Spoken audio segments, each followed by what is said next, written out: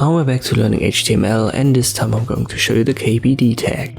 And it tells the browser that a certain text is meant to be a keyboard input. So let me give you a simple example. Let's say the keyboard shortcut Ctrl+C is used for copying.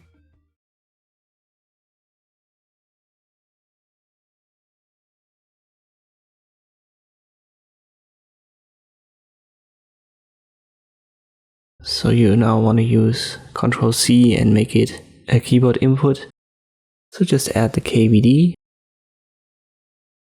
You only want to add it to Ctrl and C. So just omit the white space and the plus. And this tells the browser that this is now a keyboard shortcut. And by default, the formatting looks like this. So it's monospace.